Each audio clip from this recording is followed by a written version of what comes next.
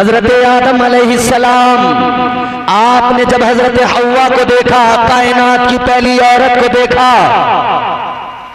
करीब आना चाहा, हाथ बढ़ाना चाहा, छूना चाहा, परवरदिगार आलम ने फरमाया आदम रुक जाओ, ठहर जाओ, करीब नहीं जा सकते, हाथ नहीं लगा सकते। या अल्लाह किस लिए? पैदा तो मेरे लिए किया है तूने, ऐ मौला तूने हव्वा को मेरे लिए पैदा किया, तो मैं हाथ क्यों नहीं लगा सकता?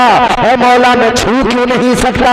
अल्लाह ताला ने फरमाया आदम सुनो, इंसानियत के लिए आज से ही एक उसूल बनाया जा रहा है, एक ज़ाब्ता इंसानियत को दिया जा रहा है, आदमियत को दिया जा रहा है। वो ज़ाब्ता ये है, वो उसूल ये है, आदम अगर किसी औरत के करीब जाना होगा तो सारी इंसानियत के लिए उसूल ये कि पहले निकाह करना पड़ेगा। ऐ आदम अगर आपको हव्वा के करीब जाना है तो पहले आपका निकाह किया जाएगा।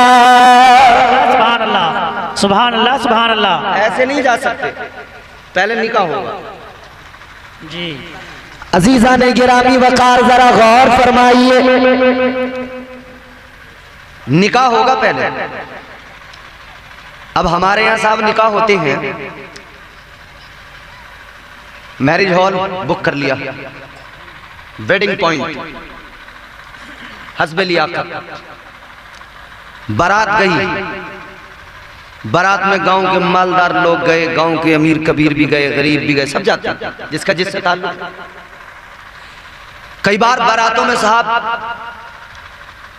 ऐसे भी हालात होते हैं कि लोग बड़े बड़े नेताओं को बुला के बारात में लेके जाते हैं कि हमारी वाहवाही हो। अरे के साहब उनकी बारात में तो फला विधायक आए थे, उनकी बारात में तो फला आलिम साहब आए थे, फला पीर साहब आए थे, फला होता है ना। ऐ लोगों जरा गौर करो, दुनिया की सारी बारातें आप देख रहे हो, कल भी एक बारात जाएगी उसको भी आप देखोगे।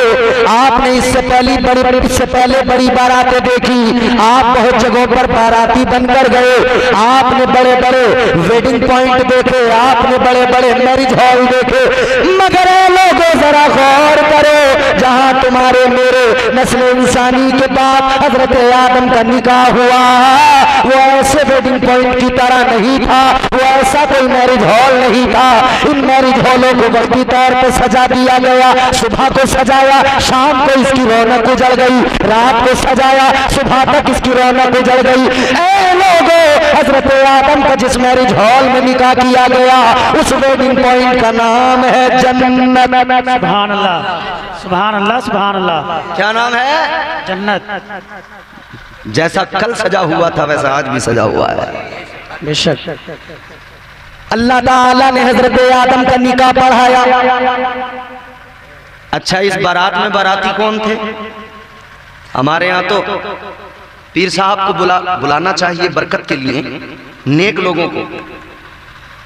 लेकिन मेरे अजीजों जरा सोचो, हजरत आदम अलैहिस्सलाम की बारात में कौन? वो जो कि मासूम अनिल खता, वो गुनाह कर भी नहीं सकते, उनसे हो भी नहीं सकता। अल्लाह ताला की नूरी मखलूक, अल्लाह के फरिश्ते हजरत आदम के बाराती। सुभान अल्लाह।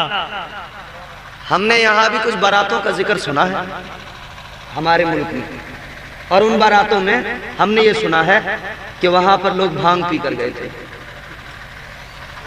वहां पर लोग जो है पता नहीं क्या क्या चीज, अल्लाह खैर हमें मतलब। मगर मेरी कौम के लोगों, दुनिया के पहले आदमी का जब निकाह हुआ तो बाराती अल्लाह के फरिश्ते थे और निकाह पढ़ाने वाला परवरदिगार था। सुभान अल्लाह। ये पहला निकाह हुआ जन्नत में। जन्नत की बहारें, जन्नत की रानाइयां, जन्नत की रंगीनियां। यहाँ अल्लाह ने मिजाज दिया इंसानियत को, मिजाज दे दिया गया, आदम का ठिकाना जन्नत, क्योंकि अल्लाह ने निकाह कर दिया और हुक्म दे दिया आदम अपनी बीवी के साथ अब जन्नत में रहो।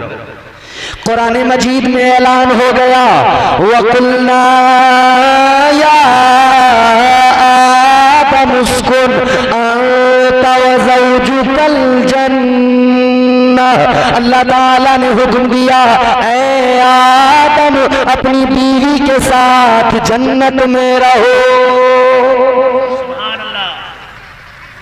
हमारे जद हजरत आदम अलैहिस्सलाम, उनका ठिकाना जन्नत है, तो जन्नत तो फिर हमारी ही हुई ना। हजरत आदम अलैहिस्सलाम को अल्लाह ने जन्नत में रखकर मिजाज दिया, आदम जन्नत तुम्हारे लिए, आदम जन्नत की रानाइयां तुम्हारे लिए, आदम जन्नत की बहारें तुम्हारे लिए, ये जन्नत का हुस्न तुम्हारे लिए, जन्नत में रख दिया। मगर अजीजों बात यहीं पर खत्म नहीं हुई। आदम अलैहिस्सलाम अपनी बीवी के करीब जाना चाहते हैं। अल्लाह ने फरमाया, आदम ऐसे नहीं जाओगे। या अल्लाह कैसे जाऊंगा? बोला, निकाह तूने पढ़ा दिया, गवाह फरिश्ते बन गए, बाराती फरिश्ते बन गए, या अल्लाह निकाह तो हो गया। अल्लाह ने फरमाया, नहीं नहीं आदम, अगर तुम्हें हव्वा के करीब जाना है तो तुम्हें पहले मेहर अदा करना पड़ेगा। या अल्लाह क्या दूं मैं मेहर में, मेरे पास क्या हो सकता है? या अल्लाह जिंदगी तूने दी, मौला जो कुछ दिया तूने दिया, इल्म दिया तूने दिया, खजाने तो मेरे पास नहीं। अल्लाह ने फरमाया, आदम तुम्हें मेहर में खजाना नहीं देना है, आदम तुम्हें मेहर के अंदर कोई दौलत नहीं देनी है। या अल्लाह क्या देना है? अल्लाह ताला ने फरमाया, आदम यूं करो, तुम मेरे महबूब पर दुरूद पाक पढ़ो। नारे तकबीर, नारे रिसालत, मसलके आला हजरत मौलाना इम्तियाज बरकाती साहिब कुबरा, जश्न शादी सरजमीन बाजपुर, नारे तकबीर। दुरूद पाक पढ़ो, किस पर? महबूब पर। कौन? आदम आपकी ही नस्ल में होंगे। जाहिरी तौर पर तो बड़ा जमाना लगेगा अभी दुनिया में आने में, मगर आदम तुम्हें जो पैदा किया गया उनके ही सदक़े में पैदा किया गया है। बेशक अल्लाह ताला ने बंदों को मिजाज दे दिया, इंसानियत को मिजाज दे दिया। जब तुम्हारी शादियां हो,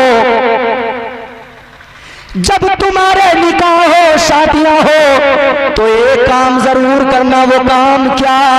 वो काम ये, रब के महबूब का जिक्र जरूर करना। सुभान अल्लाह। क्योंकि आदम से जिक्र मुस्तफा कराया, दरूद पढ़वाया, तो पता लग गया निकाह के साथ जरूरी है कि जिक्र मुस्तफा किया जाए। निकाह के साथ इंसानियत को मिजाज दिया गया, ताजदार मदीना पे दुरूद पढ़ा जाए। आज वही तो किया जा रहा है। निकाह के पहले ये महफिल सजाकर मदीने वाले का जिक्र किया जा रहा है, आका के कसीदे पढ़े जा रहे हैं, आका पे दुरूद पढ़ा जा रहा है। सुन्नत हजरत आदम भी अदा हो रही है, अल्लाह ताला के हुक्म पर भी अमल हो रहा है। सुभान अल्लाह, सुभान अल्लाह, सुभान अल्लाह।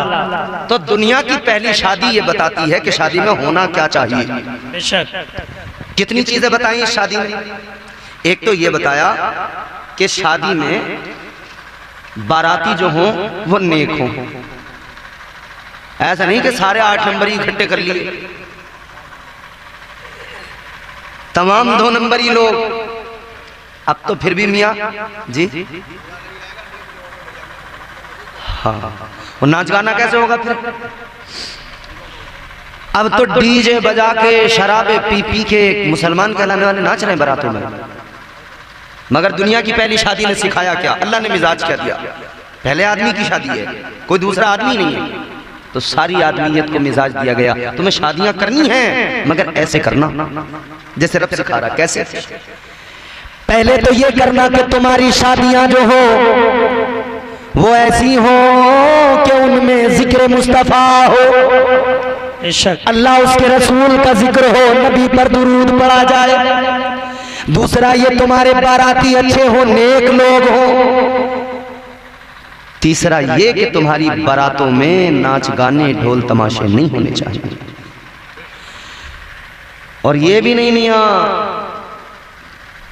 कि आजकल जो हालात हैं, इतना प्रेशर बनाया जा रहा है, इतना प्रेशर बनाया जा रहा है लड़की वालों पर, लड़की के बाप पर, कि साहब फला जगह ऐसा खाना चाहिए, फला मैरिज हॉल में चाहिए, ये चाहिए वो चाहिए। ये नहीं है, इस्लाम नहीं है। आप मेरे अजीजों, मेरे आका के 11 निकाह मुझे साबित करके कोई दुनिया में बता दे। ताजदारे मदीना ने 11 निकाह किए, कोई बता दे कि आका लड़की वाले के घर कोई बारात लेकर पहुंचे हैं। कोई बता दे, साबित कर दे। ये जो 250 की फौज चढ़ा दी उसके घर पे हमला करने को। ताजदार मदीना की प्यारी शहजादी सैयदा तैयबा हजरत फातिमा ज़हरा का निकाह हुआ, शादी हुई। अजीजों, कोई तारीख बता दे, मुझे साबित कर दे कि मौला अली अपनी बहुत लंबी चौड़ी बारात लेकर नबी के दरवाजे पे गए हो। नहीं, बल्कि अली तो दूल्हा बनकर कहाँ आए? मस्जिद रसूल में आए, मस्जिद नबवी में आए। तो सहाबा जमा हुए, अली और फातिमा की शादी है। शेरे खुदा हैदर कर्रार एक तरफ दूल्हा है और खातूने जन्नत दूसरी जानिब दुल्हन है। तो इतनी प्यारी शादी है। अच्छा, यहाँ हम बाद में आएंगे, पहले अपनी वो बात कंप्लीट करते हैं। बारात कैसी, शादी कैसी, जिसमें जिक्र मुस्तफ़ा हो। और यहां से ये भी मिजाज मिला, फिर अल्लाह ने हुक्म दिया आदम अपनी बीवी के साथ जन्नत में रहो। मतलब ये है जिक्र मुस्तफ़ा करते रहोगे तो फायदे में रहोगे इंशाअल्लाह। जिक्र मुस्तफ़ा की बरकतें ये होंगी कि तुम अपनी बीवियों के साथ इंशाअल्लाह जन्नत में दाखिल हो जाओगे। बेशक। अब ये वाली बात सुन के कई लोग टेंशन में पड़ जाते हैं, बोले क्या ये बीवी जन्नत में पीछा नहीं छोड़ेगी? बोले इससे तो यही बड़े परेशान हैं हम, जन्नत में भी। अजीजों, अगर मियाँ बीवी नेक है ना तो उनके लिए दुनिया में भी जन्नत है। बेशक। मियाँ बीवी अगर नेक है तो दुनिया में भी जन्नत है। कैसे है अजीजों, जरा गौर करो। अगर मियाँ बीवी नेक है तो दुनिया में भी उनके लिए जन्नत है। ताजदार मदीना के एक सहाबी हैं, आका की बारगाह में गरीब हैं। हुजूर ने फरमाया, ए मेरे गरीब सहाबी, बताओ जरा क्या हाल है, जिंदगी तुम्हारी कैसी गुजर रही है? अभी हुजूर उनसे उनकी खैरियत मालूम कर रहे हैं, हाल मालूम कर रहे हैं कि फरिश्तों के सरदार आ गए, हजरत जिब्राइल अमीन आ गए। बुलबुल सिदरा आका की बारगाह में आए, सलाम पेश किया, अर्ज करते हैं या रसूल अल्लाह, ये जिनसे आप इजहार मोहब्बत फरमा रहे हैं, जिनसे आप बात कर रहे हैं, हुजूर इनका कल जोहर में इंतकाल हो जाएगा। इनकी जिंदगी बस इतनी है, कल जोहर में ये इंतकाल हो जाएगा। बड़ी दुख भरी खबर थी। हुजूर अभी तो अपने गरीब सहाबी का हाल ही मालूम कर रहे थे, खैरियत ही ले रहे थे, खबर आ गई जोहर में इंतकाल हो जाएगा कल। ताजदार मदीना ने इधर खैरियत मालूम की थी, हाल मालूम किया तो फरमाया, ऐ मेरे गरीब साहबी बताओ क्या हाल है? कहने लगे या रसूल अल्लाह क्या बताऊं, बड़ा गरीब हूँ आका, जिंदगी बस गुजर रही है। आका फरमाते शादी हुई? या रसूल अल्लाह कौन करेगा मुझसे शादी, कौन अपनी बेटी मुझे देगा? मैं ठहरा गरीब। गरीब भले कितना नेक क्यों ना हो, उसे लोग समझते नहीं, रिश्ते नहीं देते बेटियों के। मालदार अगर बहुत बड़ा फ्रॉड आदमी भी है ना, मक्कार किस्म का, तो उसे यूं कहते हैं बड़े अक्लमंद आदमी है, बड़े सूझबूझ के आदमी है, जब तो इतना पैसा कमा रहे हैं। और बेचारा वो शरीफ आदमी जो नमाजी है, उसकी तरफ तो नहीं देख रहे। याद रखना मेरे अजीजों, ताजदार मदीना का फरमान है, दीनदारी की बुनियाद पर, दीनदारी की बुनियाद पर रिश्ते किया करो, मालदारी की बुनियाद पर रिश्ते न किया करो, क्योंकि मालदारी की बुनियाद पर किए गए रिश्ते अक्सर उन्हीं में दिक्कतें खराबियां पैदा होती हैं। दामाद दौलतमंद ना हो फर्क नहीं पड़ता, दीनदार हो, नमाजी हो, खुदा की कसम वो दुनिया में अपना कोई महल बनाए न बनाए, जन्नत में जरूर अपना महल बना लेता है। सुभान अल्लाह। हुजूर ने फरमाया शादी, हुजूर मुझ गरीब को कौन देगा बेटी, कौन करेगा मुझसे शादी। हुजूर फरमाते हैं अच्छा इधर फरिश्ते ने बुलबुल सिदरा ने खबर दे दी कल तो इनका इंतकाल हो जाएगा। हुजूर ने फरमाया अच्छा ये बताओ मेरे गरीब सहाबी कोई तुम्हारी ख्वाहिश हो तो मुझे बताओ ताकि मैं तुम्हारी ख्वाहिश पूरी करूं। अब हुजूर का प्यार देखें, मोहब्बत और शफकत देखें। आका फरमाते कोई ख्वाहिश हो तो बता दो। अर्ज करने लगे या रसूल अल्लाह आप फरमा रहे हैं तो गुलाम अर्ज करता है आका जिंदगी बड़ी गुर्बत में गुजरी है। या रसूल अल्लाह आज तक मैंने कभी मीठा नहीं खाया। हुजूर बस ख्वाहिश इतनी है अगर मीठा खाने को मिल जाए। हाय जिंदगी में कभी मीठा नहीं खाया। हुजूर फरमाते दूसरी ख्वाहिश, कहते हैं हुजूर ख्वाहिश तो ये थी या रसूल अल्लाह ख्वाहिश तो ये थी कि निकाह हो जाता, शादी हो जाती, कोई नेक बीवी मिल जाती, जब जमाना रात को सोता तो मैं अपनी बीवी के साथ मुसल्ले पे रोता। हुजूर तमन्ना तो ये थी, आरज़ू तो ये थी। हुजूर अपने गुलाम की बातें सुनकर मेरे मुस्तफ़ा करीम का प्यार बेदार हुआ। यूं तो हर लम्हा आका प्यार करते हैं अपने उम्मतियों से, अपने साहबा से, मगर वो एक खास वक्त था जब दरियाए करम जोश पर आ गया। ताजदार मदीना वाली कायनात मुस्तफा जान रहमत का दरियाए करम जोश पर आया। जो मेरे आला हजरत ने कहा ना जब आ गई हैं जोश रहमत पे उनकी आंखें,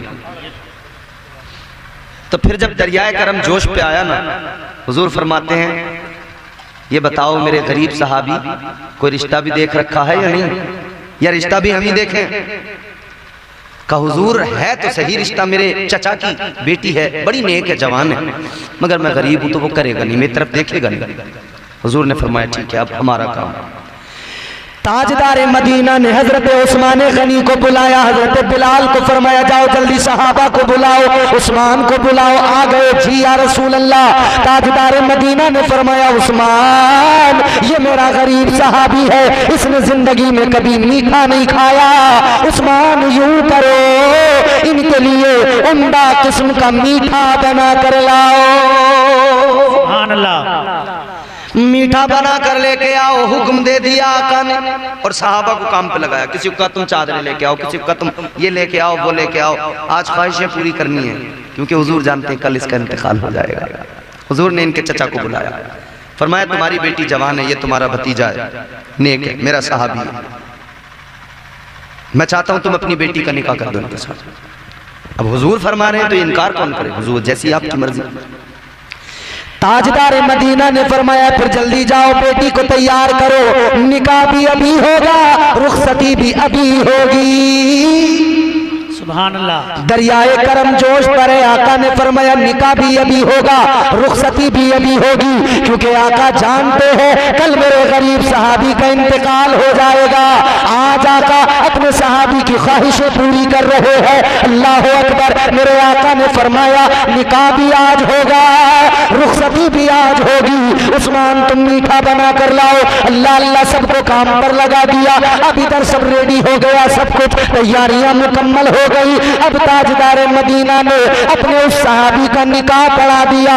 निकाह पढ़ा कर मसला ये था अब इनको घर भी चाहिए।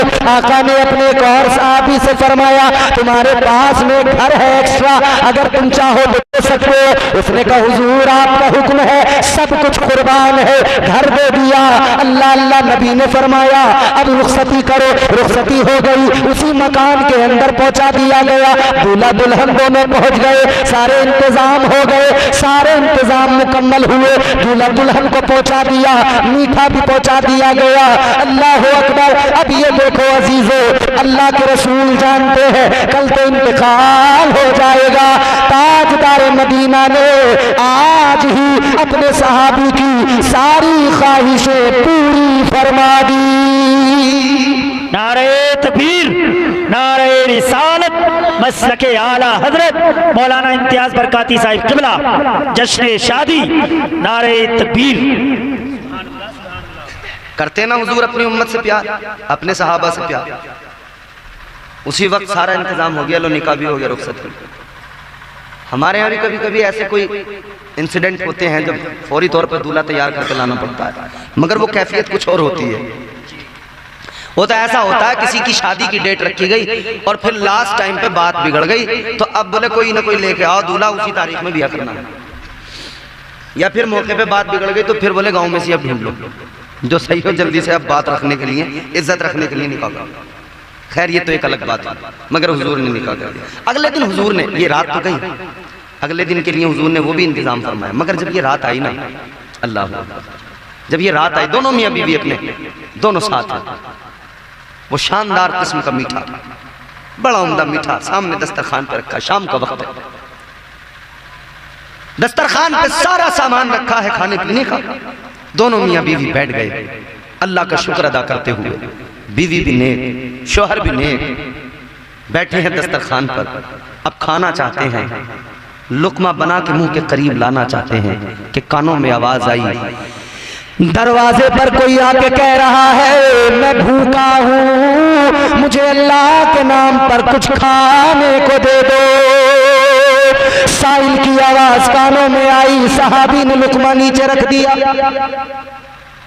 बीवी से कहने लगे, बीवी ऐ मेरी शरीके हयात, आका ने हमारी शादी करा दी, मैं जानता हूं तुम नेक हो, मैं जानता हूं तुम सखी हो, एक ख्वाहिश तो मेरी ये पूरी हो गई कि निकाह हो गया, दूसरी मीठा भी मुझे मिला, मगर अब जबकि साइल मांग रहा है, दरवाजे पे साइल खड़ा है, तो मेरा दिल चाहता है हम ये अपने आगे का सारा खाना, ये सारा मीठा इस मांगने वाले को दे दें, अल्लाह का शुक्र अदा कर ले, क्योंकि जिंदगी अगर है तो अल्लाह हमें दोबारा अदा कर देगा। शोहर भी नेक था, बीवी भी नेक थी, दोनों ने कहा ठीक है, सारा सब कुछ उठाया जो मांगने आया था उस साइल को दे दिया। जब इन्होंने दिया तो उसने भी लेकर अल्लाह की बारगाह में हाथ उठाए, उस गरीब ने दुआ की, या अल्लाह इनका भला कर दे, या अल्लाह इनकी जिंदगियां लंबी कर दे, या अल्लाह परवरदिगार इन्हें खूब खुशियां अता फरमा। इधर इसने दुआ कर दी, अल्लाह अल्लाह मेरे अजीजों, इधर मांगने वाले ने, इस गरीब ने हाथ उठा दिए, इसने दुआ कर दी। उधर दूसरा दिन जब हुआ, ताजदार मदीना ने एक सहाबी को भेजा, आका ने फरमाया जाओ जाओ उस मकान के पास जाओ, जोहर से पहले भेज दिया, जोहर के बाद भी वहीं रहना है, जोहर की नमाज पढ़ने बसाना है, जोहर के बाद भी रहना है, देखना है अगर घर के अंदर से रोने की आवाज आए तो तुम्हारा काम ये फौरन आना और मुझे बता देना। सुभान अल्लाह, सुभान अल्लाह। क्योंकि हुजूर को तो खबर मिल चुकी थी जोहर में इंतकाल हो जाएगा, तो हुजूर ने अपने एक सहाबी को खड़ा कर दिया उनके दरवाजे पे, उनकी गली के चक्कर लगाना, बस वहीं रहना, अगर घर में से रोने की आवाज आए बस आके मुझे खबर दे देना। सहाबी वहीं उसी गली में वहीं टहलते रहे, चक्कर लगाते रहे, टहलते रहे, चक्कर लगाते रहे। मियाँ जोहर भी हो गई, असर का वक्त आ गया, तो फिर ये आ गए। हुजूर ने फरमाया बताओ क्या हुआ, आई आवाज रोने की?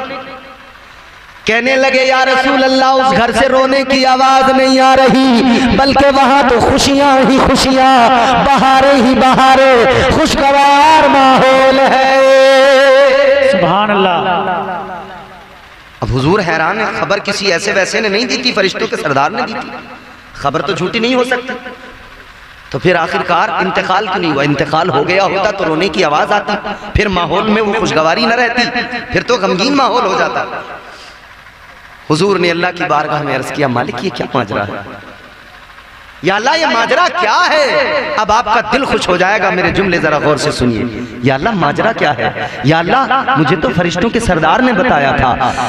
ऐ परवरदिगार, ताइरे सिदरा ने तमाम अंबिया के सहाबी हजरत जिब्राइल अमीन ने बाज़ाब्ता मुझे खबर दी थी, लेकिन मौला क्या मुअम्मा है? अल्लाह ने फरमाया ऐ मेरे महबूब, खबर सच्ची थी, तकदीर यही थी इसकी मौत का वक्त था, इसको दुनिया से जाना था, खबर सच्ची थी, तकदीर यही थी। मगर महबूब जब तूने निकाह पढ़ा दिया, उस निकाह की बरकतों का क्या आलम। हबीब जब तूने रुखसती करवा दी और फिर महबूब जब ये दस्तरखान पर बैठे, इन्होंने खाना उठाकर जब साहिल को दे दिया और उसने लेकर जब गरीब ने हाथ उठा लिए और वो गरीब दुआ करने लगा, अल्लाह ने फरमाया इस निकाह की बरकत से, उस गरीब की दुआ की बरकत से इसकी जिंदगी को तब्दील कर दिया गया।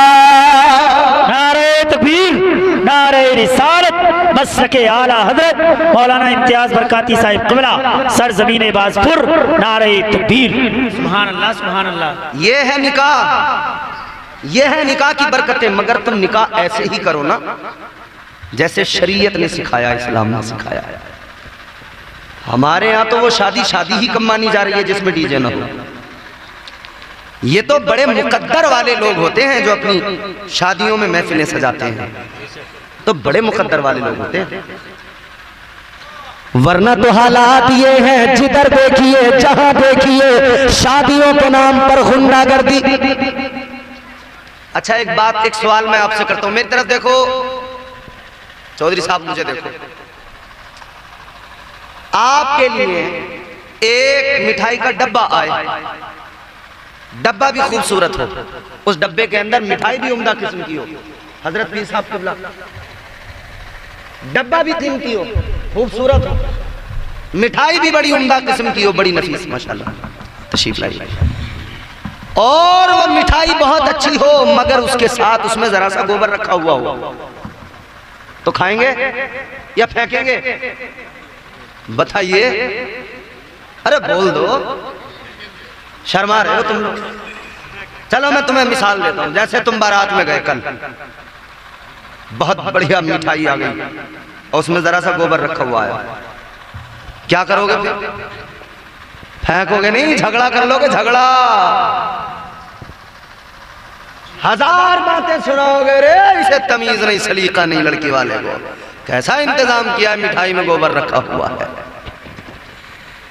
ऐ लोगों जरा सोचो, मिठाई में गोबर हो पसंद नहीं, मिठाई में जरा सा गोबर हो गवारा नहीं, बर्दाश्त नहीं, पसंद नहीं, तो बस सोचो जरा, सब कुछ दुरुस्त है, मिठाई अच्छी है, मगर गोबर की वजह से बर्बाद। इसी तरह निकाह तो हुजूर की सुन्नत है, मगर उसमें नाच गाना वाहियात काम शामिल जब कर दिए, तो बताओ क्या ताजदारे मदीना उसे पसंद करेंगे? क्या अल्लाह उस शादी को पसंद करेगा? और जब अल्लाह पसंद नहीं करेगा, नबी पसंद नहीं करेंगे, तो वो शादी मुबारक कैसे कहलाएगी, शादी मुबारक कैसे बनेगी? वो शादी खाना आबादी नहीं होगा, वही दर हकीकत शादी खाना बर्बादी बन जाएगा। तो शादियों को आप चाहें तो अपनी आबादी का सबब बना लें, आप चाहें तो अपनी बर्बादी का सबब बना लें, मर्जी तो आपकी है। शादियां करो तो ऐसी करो जैसे आका ने अपनी बेटी की शादी की, ताजदार मदीना इमामुल अंबिया वाली कायनात मुस्तफा जान रहमत ने अपनी बेटी की शादी की। अल्लाह अल्लाह, ये रिश्ता कैसे जुड़ा? हमारे यहाँ रिश्ते जुड़ते हैं झूठ बोल के। बिचौलिए इतना झूठ बोल रहे हैं, 5 बीघे जमीन को पता नहीं कब 50 बीघा बता दें, कहां बता दें, अल्लाह खैर ही करे। बिचौलियों पे तो बहुत लठिया टूटेगी, ये बात याद रखना। जो झूठ बोल रहे हैं, जो सच बोल के करा रहे हैं, उनका तो बहुत बढ़िया काम है, अल्लाह उन्हें इस पर अजर अता करेगा। मगर जो झूठ बोल के करा रहे हैं, खैर मनाएं अपनी। और फिर मियाँ कहते क्या हैं? कहते हैं कि साहब थोड़ा बहुत झूठ तो बोलना ही पड़ता है रिश्तों में, अगर झूठ ना बोलो तो बात बनती नहीं। यार लोग भी ऐसे हो गए, बिचौलिए भी ऐसे हो गए, झूठ मान भी लेते हैं लोग, राजी हो जाते हैं रिश्ते करने पे, और ये झूठ बोलकर रिश्ते कराए जा रहे हैं। आओ जरा मैं आपको बताऊं, मौला अली हैदर कर्रार, सुभान अल्लाह, इनका रिश्ता कैसे हुआ? इधर नबी की शहजादी खातून जन्नत मखदूमा कायनात सैयदा तय्यबा ताहिरा हजरत फातिमतुज़ ज़हरा जवान हुई तो कई लोग ख्वाहिश रखते थे कि फातिमा हमारे निकाह में आ जाए। कई लोग ख्वाहिश रखते थे, मगर हजरत अबू बकर सिद्दीक और हजरत उमर फारूक आजम ने मौला अली को बुलाया और बुला के फरमाया, अली तुम भी जवान और नबी की शहजादी सैयदा फातिमा भी जवान, तो क्या ही अच्छा हो कि तुम हुजूर की बारगाह में जाकर रिश्ता मांग लो। मौला अली कहते हैं अच्छा, तो इन्होंने दोनों ने तैयार करके भेज दिया, अली जाओ रिश्ता मांगो। हैदर कर्रार आका की बारगाह में पहुंच गए मौला अली, आका की बारगाह में पहुंच गए। ताजदार मदीना की बारगाह में पहुंचकर अब बोलते कुछ नहीं, आंखों में आंसू आने लगे। आका ने फरमाया, अली बताओ कैसे आए? बोलते कुछ नहीं, आंखों में आंसू। आका फरमाते, क्या हुआ अली? और जैसे हुजूर ने इतना फरमाया ना, अली क्या बात है, क्यों रो रहे हो? तो अली और ज्यादा आंखों में आंसू, और ज्यादा रोए। ताजदार मदीना वाली कायनात अभी मौला अली से बातें कर रहे हैं कि अल्लाह ने बुलबुल सिदरा को भेज दिया। हजरत जिब्राइल अमीन आ गए, अर्ज करने लगे, या रसूल अल्लाह, अल्लाह ताला ने फातिमा का रिश्ता अली के साथ आसमानों में कर दिया है, आका आप जमीन पर कर दीजिए। सुभान अल्लाह, सुभान अल्लाह। अब मेरे हुजूर ने अली को देखा, फरमाया, अली रिश्ते के लिए आए हो? जी या रसूल अल्लाह। आका ने फरमाया, अली अगर तुम रिश्ते के लिए आए तो रोने की वजह क्या? मेरी बात सुनो, कुत्ते तो रोज रोएंगे, क्या सुन रहे हो? कोई नया काम है? एक एक बात मेरी गौर से सुन लो, बहुत जल्दी तकरीर खत्म कर दूंगा, फिर पता नहीं कब मौका मिला तुम्हारी हमारी मुलाकात कब हुई, अल्लाह बेहतर जाने। जिंदगी रही, जिंदगियों का भरोसा कोई नहीं है भैया। आका ने फरमाया, जब रिश्ता मांगने आए थे तो रिश्ता मांग लेते, आंखों में आंसू क्यों? रोए किस लिए? अली अर्ज करते हैं, या रसूल अल्लाह, रोया इसलिए कि सबके रिश्तों की बात करने या तो उनका बाप आता है या उनकी माँ आती है। आका, न मेरी माँ दुनिया में न मेरे वालिद दुनिया में, इसलिए न रोया। मेरे माँ बाप होते तो आज रिश्ते की बात करने मैं ना आता, बल्कि मेरे माँ बाप आते। हुजूर इसलिए रोया। हुजूर ने फरमाया, अली क्या है तुम्हारे पास? क्या है तुम्हारे पास? या रसूलल्लाह कुछ भी नहीं है। कुछ तो होगा, कुछ तो होगा। या रसूलल्लाह तीन चीजें हैं मेरे पास। क्या? एक है घोड़ा जिससे बैठकर मैं जंग में जाता हूं, जिस पर सवार होता हूं। एक है तलवार जुल्फिकार, और एक मेरे पास में जिरा। जिरा मतलब लोहे की खूद जो अपने जिस्म पर फौजी पहनकर अपने जिस्म को वार से बचाते थे सामने वाले के। जंगी लिबास में आपने देखा होगा। पहले जरा मुश्किल होता था समझाना इन चीजों को, आप समझ लेते हैं हमारे नौजवान, क्योंकि अब इन्होंने बहुत देखे ना सीजन उस्मान के और अरतरुल गाजी के, बहुत देख लिए। अब इन्हें सारी ड्रेसें पता चल गई। तो वो जिरा जो जिस्म को वार से बचाती है, तलवार के हमलों से बचाती है। कहा, या रसूलल्लाह ये तीन चीजें हैं। हुजूर ने फरमाया, घोड़े की आपको जरूरत है क्योंकि आप जंगजू आदमी हो, मुजाहिद हो, ये आपकी शान है। तलवार अली ये तो तुम्हारे लिए जरूरी है, मुजाहिद आदमी हो, जिहाद में इसकी जरूरत है। जिरा, आका फरमाते हैं, अली तुम्हें इसकी जरूरत नहीं है। क्यों? आका ने फरमाया, अली तुम शेर खुदा हो, किस मां ने जना है वो लाल जो मैदान जंग में तुम पे हमला करे और उसकी तलवार तुम्हारे जिस्म को छू जाए। अली तुम्हें इसकी जरूरत नहीं है। खुदा के शेर को इसकी क्या जरूरत है? इसकी जरूरत नहीं है। जी या रसूलल्लाह हुक्म फरमाए। आका ने फरमाया, काम करो अली, ये जिरा लेके जाओ बाजार में, इसको बेच दो। मौला अली ने जिरा उठाई, बाजार पहुंचे बेचने के लिए। खरीदार कौन मिला? हजरत उस्मान गनी, वो उस्मान गनी जिन्हें ज़ुन्नूरैन का खिताब मिला, मेरे आका ने यके बाद दीगर 2 बेटियां उनके निकाह में दी। तो ये मौला अली के साड़ू भी होते हैं। उस्मान गनी मिले, अली क्या मामला है? कहते हैं ये ज़रा बेचने आया हूँ। हजरत उस्मान गनी ने देखा, अच्छा निकाह की तैयारियां हैं जी, कल आओ मैं खरीदता हूँ। कीमत तय हुई, 300 दिरहम में खरीद ली, कीमत अदा कर दी। कीमत अदा कर दी, मौला अली ने कीमत ली, चल दिए। जब मौला अली जाने लगे तो फिर हजरत उस्मान गनी ने मौला अली को कहा, अली जरा ठहरो। जी उस्मान आगे बढ़े, कहने लगे, अली ज़रा तुमने बेची, मैंने खरीदी। ये तो हो गया मुकम्मल। मगर अब सुनो अली, ये ज़रा उस्मान आपको अपनी तरफ से तोहफा दे रहा है, ये ज़रा कबूल फरमाइए। हजरत उस्मान ने वो ज़रा मौला अली को वापस लौटा दी। ये आपस का प्यार भी है। बहुत सारे लोग यहाँ मौलाई कहलवा रहे हैं अपने आप को, और सहाबा में आपस में रंजिशें लगाए बैठे हैं। मैंने कहा भाई तेरा कारखाना कैसा है जहाँ लड़ाइयाँ ही लड़ाइयाँ हैं, रंजिशें ही रंजिशें हैं। सहाबा की मोहब्बतें नजर नहीं आती, सिर्फ लड़ाइयाँ, जबकि उनकी मोहब्बतों का यह आलम था। रिश्ता करने के लिए खातून जन्नत से भेजने वाले हजरत अबू बकर सिद्दीक, हजरत उमर फारूक आजम, ज़रा खरीद के वापस तोहफे में देने वाले हजरत उस्मान गनी। तुम लड़ाने चले हो। ताजदार मदीना वाली कायनात मुस्तफा जान रहमत के गुलामों, अब जरा गौर से सुनना। एक भ्रम तोड़ने वाला हूँ, एक बहुत बड़ी गलतफहमी का इजाला करने वाला हूँ। आ गए मौला अली, लाकर सब कुछ आका की बारगाह में पेश कर दिया। हुजूर ये लीजिए। हुजूर ने उस रकम के अंदर से कुछ रकम निकाली, अली को दी। फरमाया, अली ये तुम्हारे मेहर के लिए, ये अपने पास रखो, इससे मेहर अदा करना। पहली चीज तो ये मेहर का अदा करना जरूरी है। बहुत सारे हमारे यहाँ लोग, बहुत सारे क्या अक्सर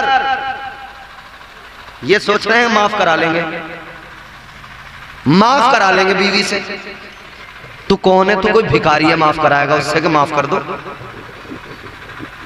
अल्लाह ने मर्द को हाकिम बनाया, औरत को महकूम बनाया। अगर मर्द औरत से कहे ना माफ कर दो मेहर, और औरत ने मेरी माँ बहनी बैठी है दूर से, सुन लो, मेहर हक है तुम्हारा, कोई दुनिया की ताकत तुमसे वो हक नहीं छीन सकती, क्योंकि वो हक अल्लाह ने अता किया है, मुस्तफा जाने रहमत ने अता किया है। माफ वाफ का कोई चक्कर नहीं है, अदा करो। और अगर कोई मर्द अपनी बीवी से कहे मेरा मेहर माफ कर दे, और औरत माफ कर दे, तो माफ नहीं होता। मर गया तो उसका कर्जा लेके मरा, अदा करना पड़ेगा, नहीं होता माफ। अगर मर्द कह दे जी माफ कर दो और औरत माफ कर दे, फिर औरत की दरिया दिली अपनी अलग। वो अगर अपनी मर्जी से कह दे कि जी छोड़ो छोड़ो मेहर, बस हो गया अदा, आप मेरी देखभाल कर रहे हैं, हो गया। अगर औरत अपनी मर्जी से बजाते खुद कह दे, इस्लाम तो ये कहता है सख्ती के साथ कि मेहर दो, वो उसका हक है, उस पे पहुंचना चाहिए। और फिर ऐसा भी नहीं कि जैसे यहाँ ये सासें सलामी के पैसे सुबह ही गांठ लेती हैं कि लाल अली दिखाइए कितने पैसे आए तो उस पे सलामी के, सब निकाले, सास नंदों ने बैठ के गिन गिना के एक तरफ रख लिए, लल्ली तेरे कानों में कुछ बनवा देंगे। खा गई उसके, ना कानों में कुछ बनवा के दिया, ना पैसे लौटा के दिए। अब हो रही है लड़ाई, अगले 10 साल तक सलामी के पैसों पे घरों में लड़ाई हो रही है। किस लिए? क्योंकि जब तुमने उसके खा लिए और फिर कह रही है दिए भी तो हम नहीं थे, लौटा भी तो हम ही आए दुनिया में, तो कोई तो इसलिए लौटा रही थी कि ऐसे वसूल करेगी।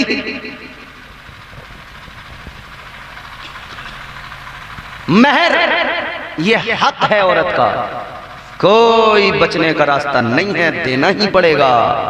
और दीजिए, जरूर दीजिए। यार आदमी औरत पे इतनी मतलब हाकमियत दिखाता है कि तो मैं मर्द हूँ, मैं बाहर काम करता हूँ, मैं तुम्हारे नान नफ्ते का ख्याल करता हूँ, बच्चों की परवरिश का ख्याल करता हूँ, ये करता हूँ, वो करता हूँ, ये करता हूँ। अरे तुझसे मेहर तो दिया नहीं जा रहा, फिर तू बाहुएं किस लिए सूत रहा है, किस लिए इतनी बगले फुला रहा है? आस्तीनें चढ़ाने की जरूरत नहीं। अगर तू मर्द है तो जिस तरह से और सारे काम करता है, इसी तरह से मेहर भी अदा कर, इसमें बचने के रास्ते तलाश न किया कर। एक बात क्लियर हो गई, आगे बढ़ते हैं।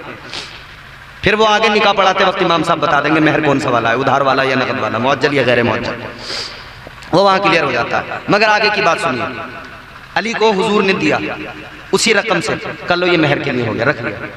अब हमारे यहाँ दूसरा मसला है जहेज। जहेज एक ऐसा अमल है जो बहुत ज्यादा हो मायूब है, कभी कभी ये तबाही का बहुत बड़ा एक जरिया है, कभी कभी इस ज्यादा जहेज की वजह से मालदार तो दे देते हैं मगर गरीब लोग उस ज्यादा जहेज की नुमाइश को देखकर रातों को तड़पते हैं, रोते हैं और सोचते हैं मालदार पे था उसने दे दिया, मैं गरीब हूँ, किससे कर्ज मांगूंगा, क्या करूंगा, कहां से लाऊंगा, कहां से अपनी बेटी को लाकर दूंगा, इंतजाम करूंगा।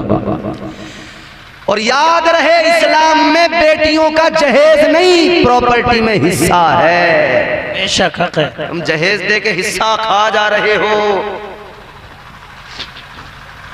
अब्बा ने जो 50 बीघे जमीन छोड़ी उसमें बहनों का हिस्सा था, जहेज दे के निचंत हो गए तो भैया दे तो दिया जहेज, काम नहीं बना इससे, तू जहेज 20 लाख रुपए का दे दे। जब तक उसमें हिस्सा नहीं देगा बाप की विरासत में, तूने अगर 10 लाख भी दे दिए हैं और 10,000 का हिस्सा अगर उसका रुका हुआ है तो तू कयामत के दिन मुजरिम बना खड़ा होगा। ये तेरी बहन होगी उधर, अल्लाह तुझसे सवाल करेगा तूने अपनी बहन को अपनी मीरास से, अपने बाप की मीरास से हिस्सा क्यों नहीं दिया था। वहां इस पे वाहवाही नहीं मिलेगी कि हाँ तूने तो बड़ा जहेज दिया था, तूने इतना जहेज दिया था तो अब तेरे लिए तो चल माफी है, तूने हिस्सा नहीं। प्रॉपर्टी का हिस्सा अगर 50,000 बनता है और तू 4 लाख जहेज की शक्ल में दे रहा है, वो तू देने के लिए जितना दे दे मगर अगर उसका तूने प्रॉपर्टी में हिस्सा नहीं दिया तो तू मुजरिम है, मुजरिम है, मुजरिम है। आइए आगे बढ़िए, आगे जो रकम बची आका ने जिस रकम से हजरत अली को दी फरमाया इससे अपना मेहर अदा करना, बाकी जो रकम बची उससे आका ने क्या किया, ताजदार मदीना ने बाकी की रकम से हजरत अली के बर्तन जो जहेज में थे उनका इंतजाम किया और आका ने उन बचे पैसों से हजरत अली का वलीमा किया। सुभान अल्लाह, सुभान अल्लाह। तो जो फातिमतुज़्ज़हरा को जहेज में बर्तन गए, जो सामान गया, गिनाया जाता ना, मिट्टी के बर्तन, एक जो है साहब पानी का मशकीज़ा, एक जो है साहब चक्की आटा पीसने की, एक साहब चटाई, एक साहब तकिया, ये सब चीजें बताई जाती हैं। कई शादियों में हमने देखा कि वहां पर साहब ये सामान लगा हुआ है, क्या का ये हजरत फातिमा का जो जहेज था वो उतना जहेज दिया जा रहा। एक बात पूछता हूँ, ये उलमा बैठे सब पढ़े लिखे लोग, पीर साहब बैठे, ये तमाम लोग, एक बात ईमानदारी से बताओ, ये सब बताएंगे, चक्की उस दौर के हालात को जरा नजर के सामने रखें। हाथों से अपने हाथ से चक्की चलाकर पीसते थे, फिर उससे खाने का इंतजाम होता था, खाना तैयार होता था, मतलब खुद से मेहनत करके, खुद से पीस के, खुद से चक्की चलाकर, मतलब चक्की की बहुत जरूरत थी हर घर में क्योंकि खुद से पीसना, तो चक्की जरूरत का सामान थी या नहीं, बोलो, शर्माओ मत, बोलो।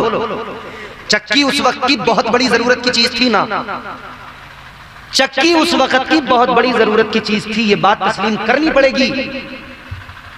और अगर आप यूं कह दें नबी ने फातिमा को जहेज दिया और जहेज में चक्की दी, तो मतलब ये होगा कि उस दौर में नबी ने फातिमा को उस वक्त की बहुत जरूरी चीज दी, तो उस वक्त की जरूरी चीज चक्की थी, तो आज की जरूरी चीज फ्रिज हो सकती है। उस वक्त की जरूरी चीज अगर चक्की थी तो आज की जरूरी चीज मोटरसाइकिल हो सकती है। अगर उस वक्त की जरूरी चीज चक्की थी तो आज की जरूरी चीज वॉशिंग मशीन हो सकती है। तो फिर ये बात सामने आएगी, अगर नबी अपनी बेटी को जरूरत की चीज दे सकते हैं तो फिर उम्मत के लिए रास्ता खुलता है कि उम्मत भी अपनी बेटियों को जरूरत की चीजें दे। तो फिर कौन सी चीजें जरूरत की होगी, फिर जरूरत की चीज वॉशिंग मशीन होगी, फिर जरूरत की चीज फ्रिज होगी, फिर जरूरत की चीज ये तमाम चीजें होगी। अच्छा, एक है अपनी तरफ से देना अपनी बहन को, अपनी बेटी को, कोई अपनी तरफ से यूं ही तोहफा दे दे, और एक ये कि नबी ने दिया तो अब देना पड़ेगा। अगर ये आधार बना लिया तो जहेज तो लाजमी हो जाएगा, जहेज तो जरूरी हो जाएगा। तो फिर ये किस लिए कहते हो नबी ने फातिमा को जहेज दिया, किस लिए कहते हो नबी ने फातिमा को चक्की दी, किस लिए कहते हो नबी ने फातिमा को तकिया दिया, किस लिए कहते हो नबी ने फातिमा को चटाई दी, किस लिए कहते हो नबी ने फातिमा को बिस्तर दिया, किस लिए कहते हो नबी ने फातिमा को चूल्हा दिया, नबी ने फातिमा को बर्तन दिए। अगर तुम ये कहोगे नबी ने जहेज दिया तो सारी उम्मत पर जहेज देना सुन्नत हो। अल्लाह फरमाता तूने नीचे वाली समत को छोड़ दिया, तूने ऊपर वाली समत को छोड़ दिया। अल्लाह ने फरमाया चार तेरी दो मेरी। अल्लाह ने फरमाया तू चार तरफ से बहकाएगा, मैं दो तरफ से कर्म करूंगा। जब तू चारों तरफ से बहकाएगा, पहले तो जो मेरा बंदा मुझ पर यकीन एतमाद रखने वाला, मजबूत ईमान वाला, नेक अमल वाला होगा, नहीं फंसेगा, नहीं बहकेगा। और अगर तूने बहका भी लिया तो उसकी जिंदगी में एक दिन आएगा जब उसे अपने गुनाहों को एहसास नदामत बेदार होगा, वो नादिम होगा, वो फिर मेरी बारगाह में आएगा, वो शर्मिंदा होके आएगा, आकर कहेगा मौला माफ कर दे, गुनाह कर लिए। उसकी आंखों में तो आंसू होंगे, वो आकर अल्लाह की बारगाह में रोएगा, कहेगा मौला जुर्म कर लिए बख्श दे, माफ कर दे। अल्लाह फरमाता है फिर मैं दो तरफ से कर्म करूंगा, मेरा बंदा आएगा यूं हाथ उठाएगा ऊपर को, तो मैं ऊपर से कर्म करूंगा, अपने बंदे के सारे गुनाहों को मुआफ फरमा दूंगा। तू आ तो सही, हाथ फैला तो सही, तू मांग तो सही, उसकी रहमतें तो इंतजार कर रही हैं, तुझे फुर्सत नहीं मिल रही। तुझे 10 मिनट नमाज को फुर्सत नहीं, तू रात को बिस्तर पे लेट के 4 घंटे की मूवी देख लेता है मोबाइल में। ईशा की नमाज तुझ पर गिरा गुजरती है, मगर 3 घंटे की मूवी तुझ पर भारी नहीं पड़ती। और ये नौजवान तबका बैठा है, अब तो नौजवानों से लेके बुजुर्गों तक, बुढ़ों तक सबके हाथ में मोबाइल है। एक गांव में हम इमामत करते थे, ताहिर भाई, एक गांव में हम इमामत करते थे, गौर से सुनियो मेरी बात। एक गांव में हम इमामत करते थे तो हमने वो साहब बड़ा मोबाइल ले लिया, दुनिया ले रही थी, हमने ले लिया। एक बुड्ढे ने नमाज पढ़नी छोड़ दी। मैंने कहा क्यों छोड़ी? बोले इमाम साहब इतना बड़ा मोबाइल रख रहे हो, तुम्हारे पीछे नमाज कैसे हो जाएगी? मैंने कहा अच्छा। तो उन दिनों तो उसने खूब बगावत करी। अभी कुछ महीनों पहले मैं उस गांव में प्रोग्राम में गया था, तो मैं जो गुजर रहा था गाड़ी में, मैंने देखा चौपाल पे बुड्ढा बैठा हुआ इतने बड़े मोबाइल में फिल्म देख रहा, वही वाला जिसने मेरे पीछे नमाज पढ़नी छोड़ी थी। मैंने कहा इसने तो मोबाइल के चक्कर में मेरे पीछे नमाज पढ़नी छोड़ दी, अब तो ये बड़े मजे से देख रहा। सबके हाथ में मोबाइल है। ये जवान है तो ये जरा मॉडर्न चीजें देख रहे हैं, और जो बुड्ढे हैं वो अपने कह रहे हैं अल्लाह इसमें घोड़े वाली लगा दे, बोलो घोड़ों वाली लगा दो, या बोले डाकुओं वाली लगा दो इसमें जरा फिल्म। तो 3 घंटे तक घोड़ों वाली देख रहे हैं, डाकुओं वाली, बोले अल्लाह धर्मेंद्र वाली लगाइए।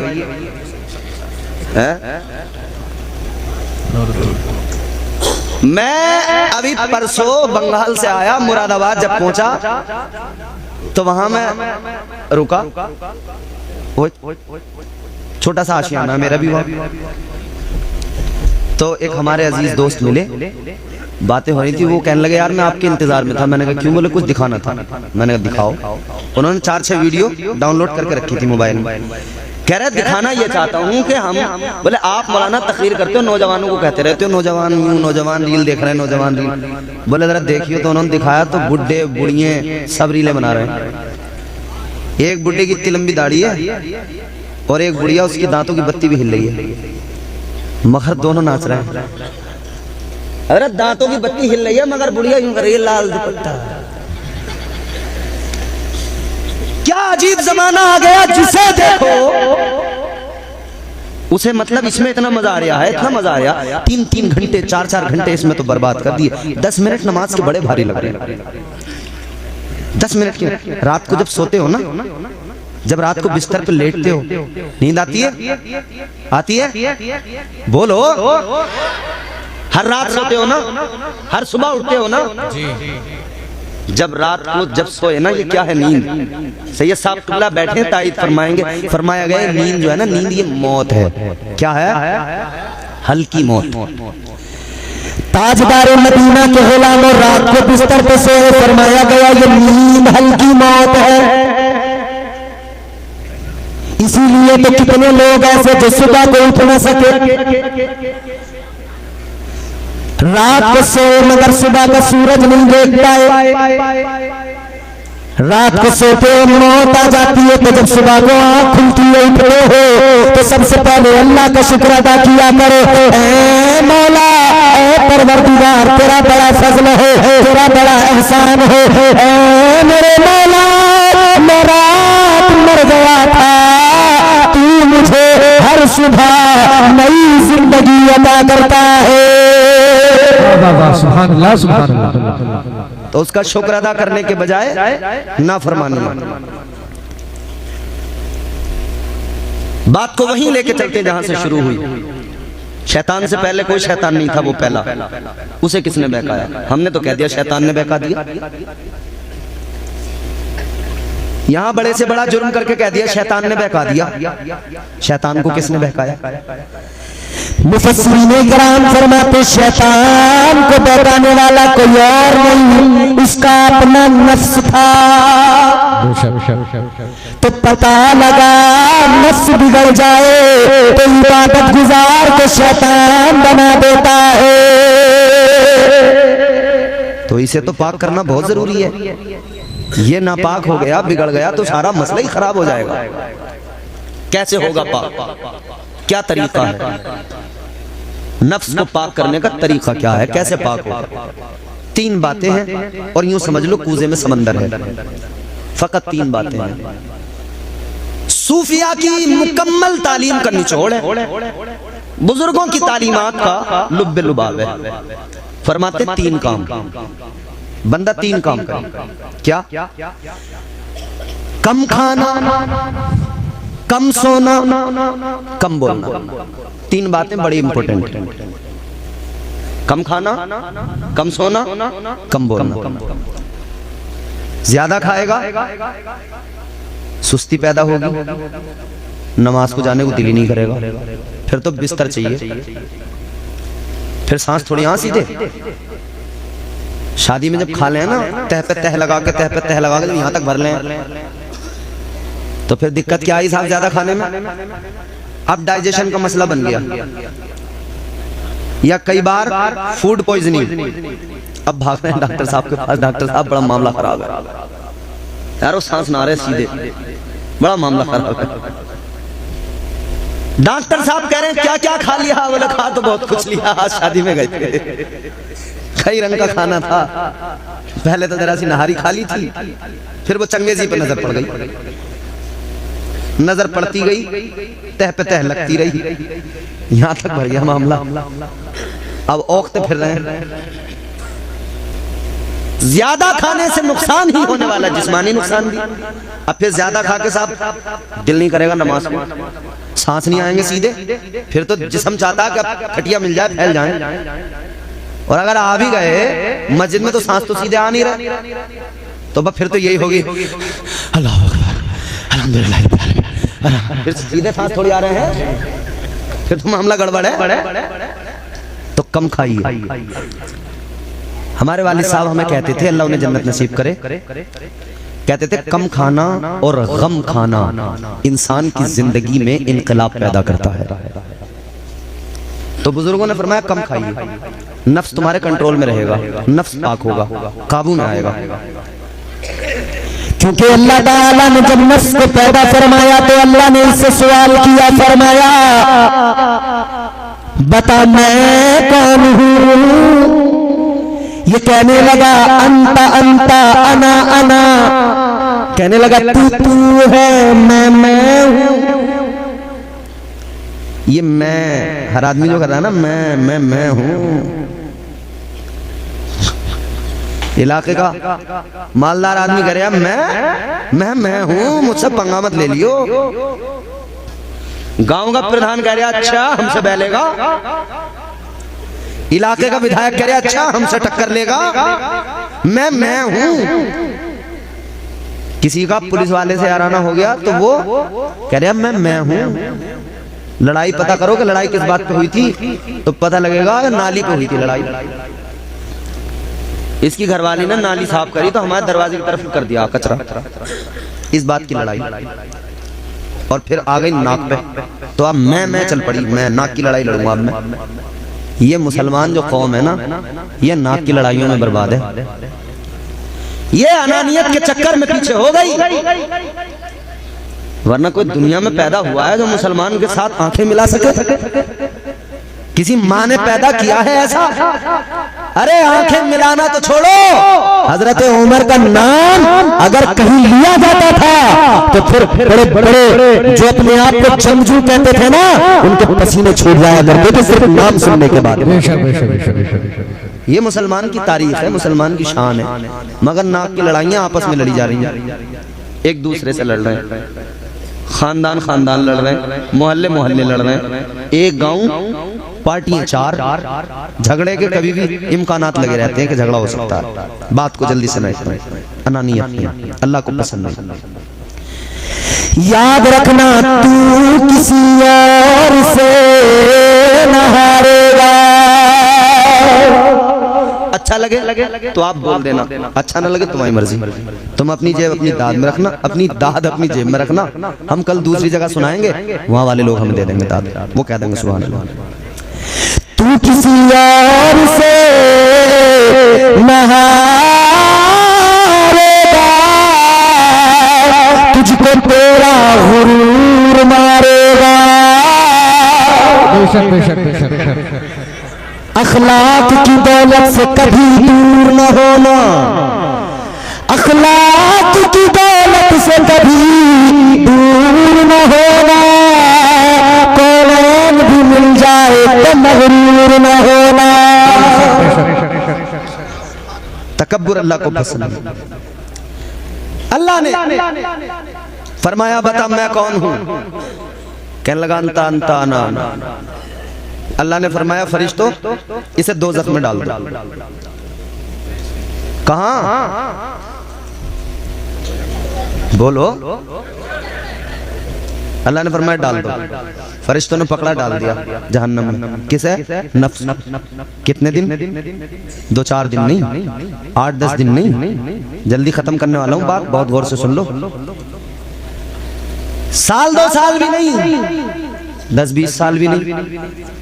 सूफिया फरमाते 300 साल तक दोज़ख में रखा गया, और बाद सूफिया ने फरमाया 1000 साल तक। चलो अगर 300 भी मान ले तो कितने होते हैं 300 साल? जमाने इधर से उधर हो जाते हैं। 60 साल में आदमी निकल जाता है इधर, तो 60 साल की जिंदगी पे इतराने वाले, 70 साल पे इतराने वाले नाक की लड़ाइयां छोड़ गए। अल्लाह ने नफ्स को 300 साल दोज़ख में रखा, अजाब दिया, 300 साल के बाद में निकाला। फिर अल्लाह ने फरमाया बता मैं कौन हूँ? कहने लगा अंता अंता अना अना। कहने लगा तू है, मैं हूँ। लोगों जरा सोचो, 300 साल का अजाब था मगर इस पर फर्क नहीं पड़ा, इसका जवाब वही रहा। अब तो तुम्हें समझ लेना चाहिए कितना खतरनाक होता है, कितना जिद्दी होता है नफ्स। अल्लाह ने फिर फरिश्तों को फरमाया दोज़ख में डाल दो।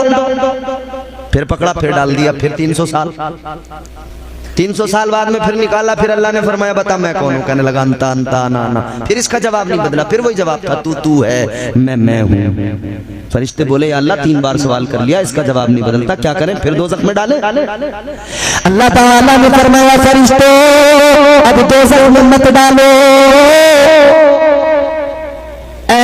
फरिश्ते दोज़ख में मत डालो। क्या करें? अल्लाह ने फरमाया फरिश्ते काम करो, इस पर भूख का बोझ डाल दो, इस पर सजदों का बोझ डाल दो। फिर वही किया गया, नफ्स के ऊपर भूख का बोझ डाला गया, नफ्स के ऊपर सजदों का बोझ डाला गया। जब नफ्स पर ये बोझ आया तो फिर अल्लाह ने फरमाया बता मैं कौन हूँ? अब ये नफ्स कहने लगा तू मेरा परवरदिगार है। पता लगा इसका जवाब यूं ही नहीं बदल जाता, ये यूं ही काबू में नहीं आ जाता। कैसे काबू में आता है? मिजाज मिल गया। जब इस पर भूख कब हो जाए तब काबू में आता है, जब सजदों कब हो जाए तब काबू में आता है। तो अल्लाह ने निजाम भी वही दिया, साल में 1 महीना रमजान दिया ताकि अपने नफ्स पर भूख का बोझ डालकर इसे काबू में किया जाए। अल्लाह ने 5 वक्त की नमाजें फर्ज की ताकि नफ्स पर सजदों का बोझ डालकर इसे काबू में किया जाए। पता लगा नफ्स अगर काबू में आ गया तो बंदा कामयाब होगा। नारे तकबीर, नारे रिसालत, उलमाए अहले सुन्नत, मसलके आला हजरत, फैज़ाने आला हजरत, नारे तकबीर, नारे रिसालत। नफ्स काबू में आ गया। मेरी तकरीर हो गई, पूरी हो गई। नफ्स काबू में आ गया, हो गया काम। इंसान फिर अपने नफ्स पर जब गालिब आ गया, फिर नफ्स कौन से दर्जे पे पहुंचेगा? सफर तय करेगा। या अय्यतुहन नफ्सुल मुतमइन्ना इरजिई इला रब्बिकी रादियतम मर्दिया। एक आखिरी बात सुनो, बंदा चाहे जितना भी इधर उड़ ले मगर इतना याद रखे कि मरना है और उसके लिए तैयारी है। तैयारी का एक तरीका नफ्स को पाक कर, नफ्स को काबू में कर, गुनाहों से बच। गौसे आजम सरकार ने एक बड़ी प्यारी बात फरमाई, गांठ बांध लेना। मेरी पूरी तकरीर में कुछ याद रहे न रहे, ये 2 जुमले याद रहने चाहिए आपको, जो 2 जुमले मैं बता के जा रहा हूँ। सरकार गौसे आजम ने फरमाया जब मौत आती है तो हाल बदलने का मौका नहीं देती। तुमने कभी देखा कोई शराबी शराब पीता हुआ हो और मौत पहले उसे आने से पहले कहे कि बस चलो जल्दी अब छोड़ो इसे और नशा उतारो, जल्दी वुजू करके मुसल्ले पे बैठो, अब तुम्हारा मरने का टाइम हो गया। जुआरी जुआ खेल रहा, पत्ते खेल रहा और पहले उसे मैसेज मिल गया कि चलो जी उठो अब तुम्हारा हो गया टाइम, अब जल्दी से वुजू करो, पाक हो जाओ, मुसल्ले पे बैठ। मौका देती है कभी मौत? बोलो तू कहीं भी बैठा हो, तेरा टाइम पूरा हो गया, तू चला जाएगा, मौत आ जाएगी। सरकार गौसे आजम फरमाते जब मौत आती है हाल बदलने का मौका नहीं देती। फरमाते हैं जिस हाल में मरना चाहते हो उस हाल में जीना शुरू कर दो, फैसला तुम्हारे ऊपर है। तुम किस हाल में मरना चाहते हो? तुम गुनाह करते हुए मरना चाहते हो या इबादत करते हुए मरना चाहते हो? तो हर मुसलमान कहेगा काश दिल की ये हसरत, काश दिल की ये हसरत, काश दिल की ये हसरत कम से कम निकल जाए। मेरा सर हो सबका सर हो सजदे में और दम निकल जाए। काश दिल की ये हसरत। अल्लाह ने इतना नवाजा है, इतना नवाजा है, इतना नवाजा है कि उसकी इनायतों को, उसकी नेमतों को अगर कोई शुमार करना चाहे, गिनना चाहे तो गिनती नहीं कर सकता, शुमार नहीं कर सकता। इतने अल्लाह के एहसान हैं। अल्लाह ने हमें मुसलमान बनाया, ये उसका बहुत बड़ा हम पर एहसान है। साहिबे ईमान बनाया और अपने महबूब का उम्मती बनाया। हमने कोई एप्लीकेशन नहीं दी थी कि हमें मुसलमान बनाया जाए या हुजूर का उम्मती ही बनाया जाए। ये तो अल्लाह का करम है, उसकी इनायत है। उसके एहसानात को गिना नहीं जा सकता, काउंट नहीं किया जा सकता, शुमार नहीं किया जा सकता। व इन तउद्दू निअमतल्लाहि ला तुहसूहा, कुरान कहता है तुम उसकी नेमतों को गिन नहीं सकते जितना उसने नवाजा है। उसकी रहमतों की वुसअतें बहुत बड़ी, इंतहा नहीं। हम तो बस इतना कहते हैं वो नवाज़ने पे आए तो नवाज़ते ज़माना। बेशक बेशक। ये हमारी जितनी ख़वातीन बैठी हैं, माँ बहनें, आप लोग बिल्कुल खामोश बैठो, आपस में बात नहीं करना किसी को, और जहां कोई बात आपको अच्छी लगे आपको बोलना जरूर है, वरना समझ लो सैयद साहब का नंबर तभी आएगा जब मेरा नंबर पूरा होगा, और मेरा नंबर पूरा तब होगा जब आप मुझे सलीके से सुनोगे। वो नवाजने पे आए तो नवाज दे जमाना, वो नवाजने पे आए तो नवाज दे जमाना, वो करीम ही जो ठहरा तो करम का क्या ठिकाना। वो हमारा रब है, वो हमारा मालिक है, वो हमारा खालिक है। वो जो चाहे करे, जो चाहता है करता है। उसने चाहा दुनिया को पैदा करना है, उसने कर दिया। बेशक उसके चाहने से ही होता है। उसका इरादा हमारे जैसा मामला थोड़ी है कि अभी इरादा किसी काम का बना फिर खत्म हो गया। वो अल्लाह का इरादा है। हम इरादा बनाकर बड़े फिर उसके लिए मंसूबा बंदी करते हैं। अल्लाह का इरादा क्या? आपने हमारे ताहिर भाई से बड़े उम्दा कलाम सुने, उनसे पहले मिसरान भाई से। नाते आप खूब सुनते नहीं? खुश होते हैं ना नाते पाक सुनकर? अरे बोलो अल्लाह के बंदो, नात सुनकर खुश होना भी चाहिए। दुनिया के बड़े से बड़े शायर के कलाम को आप सुन लें, अगर नात है यकीनन दादो तहसीन दी जाती है। अगर कोई मनकबत है यकीनन बंदा खुश होता है। मगर एक बात याद रखना, दुनिया के सारे शायरों के कलाम एक तरफ, अल्लाह ताला का कलाम सबसे सुभान अल्लाह सुभान अल्लाह। अब आपने शायरों के कलाम सुन लिए तो मैं सोच रहा हूँ अब मैं किसी शायर का कलाम नहीं सुनाता, मैं सोच रहा हूँ अल्लाह का कलाम सुना दूंगा। बेशक जितने लोग सुनना चाहते हैं वो मोहब्बत से कहते हैं सुभान अल्लाह। सुभान अल्लाह सुभान अल्लाह। परवरदिगार आलम खालिक कायनात रब्बे लम यज़ल व ला यज़ाल ने कुरान मजीद में फरमाया, इन्नमा अमरुहु इज़ा अरादा शैअन अन यक़ूल लहू कुन फयकून। सुभान अल्लाह सुभान अल्लाह। अल्लाह ताला का इरादा ये वो जब किसी काम का इरादा फरमाए कुन, उसका इरादा हो जा, फयकून, फिर वो हो जाता है। वो हमारा रब है, वो परवरदिगार है, वो खालिक कायनात।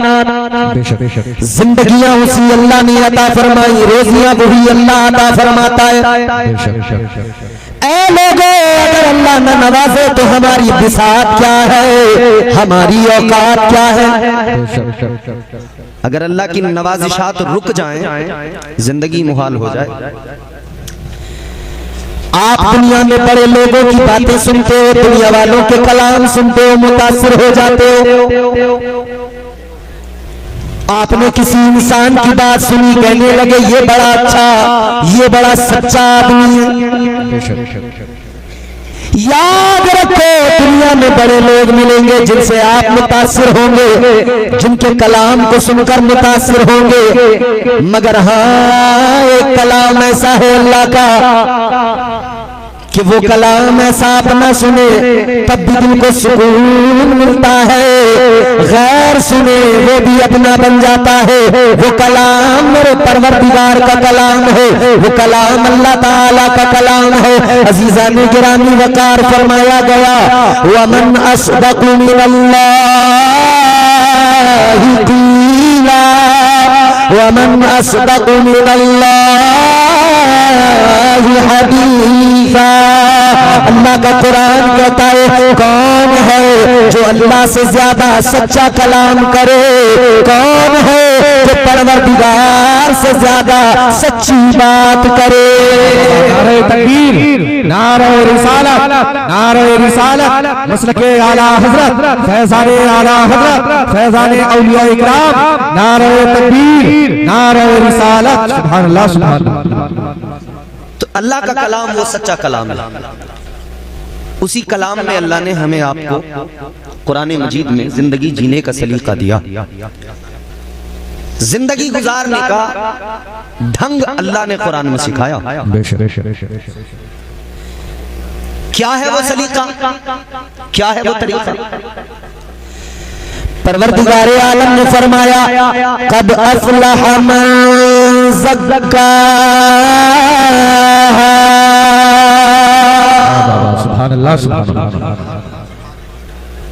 हर आदमी दुनिया में कामयाब होना चाहता है, हंसने वालों, तुम भी दुनिया में कामयाब होना चाहते हो तो हंसो मत, कामयाबी का नुस्खा सीखो। दुनिया का हर आदमी कामयाब होना चाहता है, मगर कामयाबी का राज अल्लाह के कुरान ने बयान किया। कौन कामयाब होगा, कैसे कामयाब होगा? क्या कोई कारोबार करके, फकत कारोबार करके कामयाब हो जाएगा?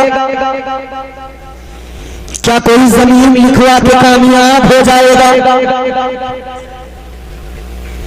मुरादाबाद या कुंडरकी के अंदर महंगे प्लॉट खरीद कर क्या कोई कामयाब हो जाएगा? जाहिर है दुनिया में तो लोग यही सोचते हैं कि उसने 10 बीघे लिखा ली, बड़ा कामयाब आदमी है। जी उसने प्लॉट ले लिया फलां जगह पर, बड़ा कामयाब आदमी है। कुरान ने इसे कामयाबी माना ही नहीं। कुरान कहता कामयाबी ये नहीं है। अगर तुम कामयाब होना चाहते हो तो कुरान कहता है तुम्हें एक सबसे अहम काम करना पड़ेगा। वो काम क्या है? अल्लाह ताला ने फरमाया अगर कामयाब होना चाहते हो तो कलाम पाक सुनो, अल्लाह के कलाम को पढ़ो, उसको समझने की कोशिश करो। अल्लाह ताला ने फरमाया कद अफलह मन ज़क्काहा, फरमाया वो कामयाब हो गया जिसने अपने नफ्स को पाक कर लिया।